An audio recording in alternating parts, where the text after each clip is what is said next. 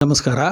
ನಾ ಪ್ರಥಮವಾಗಿ ನೂತನವಾಗಿ ಚುನಾಯಿತರಾದಂಥ ಮುಖ್ಯಮಂತ್ರಿ ಪದವಿ, ಕರ್ನಾಟಕ ರಾಜ್ಯದ ಮುಖ್ಯಮಂತ್ರಿ ಪದವಿಗೆ ಚುನಾಯಿತರಾದಂಥ ಡಿ ಕೆ ಶಿವಕುಮಾರ್ ಅವರಿಗೆ ಹೃತ್ಪೂರ್ವಕ ಅಭಿನಂದನೆಗಳನ್ನು ಸಲ್ಲಿಸುತ್ತಾ, ನಾವು ನ್ಯಾಮತಿ ಮತ್ತು ಹೊನ್ನಾಳಿ ತಾಲೂಕಿನ ಸಮಾಜ ಬಾಂಧವರು, ವೀರಶೈವ ಲಿಂಗಾಯತ ಸಮಾಜದ ಅಧ್ಯಕ್ಷರಾಗಿ ಡಾಕ್ಟರ್ ಡಿ ಕೆ ಶಿವಕುಮಾರ್ ಅವರಲ್ಲಿ ಕಳಕಳಿಯ ಮನವಿ ಮಾಡಿಕೊಳ್ಳುವುದೇನೆಂದರೆ, ಹೊನ್ನಾಳಿ ಕ್ಷೇತ್ರದ ಈಗಿನ ಹಾಲಿ ಶಾಸಕರಾದಂಥ ಡಿ ಜಿ ಶಾಂತನಗೌಡರವರಿಗೆ ಈ ಬಾರಿಯಾದರೂ 2 ವರ್ಷ ಇರುವುದರಿಂದ ಈ ಬಾರಿಯಾದರೂ ಅವರಿಗೆ ಸಚಿವ ಖಾತೆಯನ್ನು ಕೊಡಬೇಕೆಂದು ನೂತನವಾಗಿ ಇವತ್ತು 4:05 ಪದಗ್ರಹಣ ಮಾಡುತ್ತಿರುವಂತಹ ಡಿ ಕೆ ಶಿವಕುಮಾರ್ ಸಾಹೇಬ್ರವರಿಗೆ ಕಳಕಳಿಯ ಮನವಿಯನ್ನು ಮಾಡುವುದೇನೆಂದರೆ, ನಮ್ಮ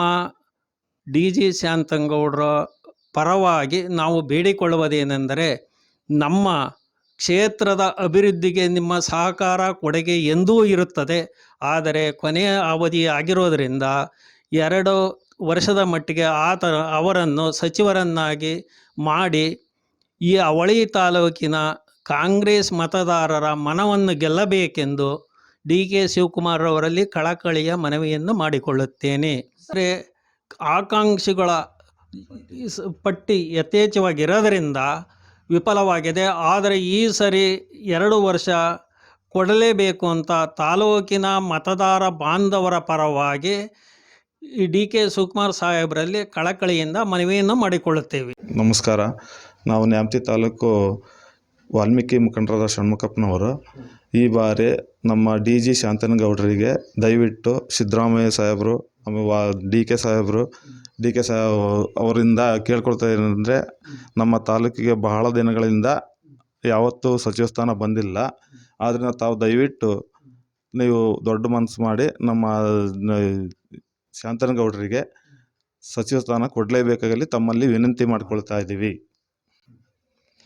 ನಮ್ಮ ಶಾಸಕರಾದ ಡಿ ಜಿ ಶಾಂತನಗೌಡರು ನಮ್ಮ ತಾಲೂಕಿಗೆ 130 ಕೋಟಿ ತಂದಿದ್ದಾರೆ. ಹಾಗೂ ಇನ್ನೂ ಅತಿ ಹೆಚ್ಚಿನ ಅಭಿವೃದ್ಧಿ ಮಾಡೋದಕ್ಕೋಸ್ಕರ ನಮ್ಮ ತಾಲೂಕು ಹೊಸ ತಾಲೂಕು ಆಗಿರೋದ್ರಿಂದ ಅವರಿಗಿನ್ನ ಅವಕಾಶ ಕೊಟ್ಟು ಸಚಿವ ಸ್ಥಾನ ಕೊಟ್ಟರೆ ಇನ್ನೂ ಅಭಿವೃದ್ಧಿ ಮಾಡ್ತಾರೆ ಅಂತಂದು ತಮ್ಮಲ್ಲಿ ಕೇಳ್ಕೊಳ್ತಾ ಇದ್ದೀವಿ. ಇಡೀ ತಾಲೂಕಿನ ಜನತೆಯ ಪರವಾಗಿ ಕೇಳ್ಕೊಳ್ತಾ ಇದ್ದೀವಿ.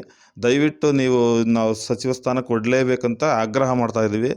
ಇನ್ನು ಇಲ್ಲ ಅಂದರೆ ಉಗ್ರ ಹೋರಾಟಕ್ಕೂ ನಾವು ತಯಾರಿದ್ದೀವಿ. ನಮ್ಮ ತಾಲೂಕಿನಿಂದ, ಅವಳಿ ತಾಲೂಕಿನಿಂದ ಎಚ್ಚೆತ್ಕಂದ್ರೆ ಒಳ್ಳೆಯದು ಅಂತ ಹೇಳ್ತಾ ಇದ್ದೀವಿ.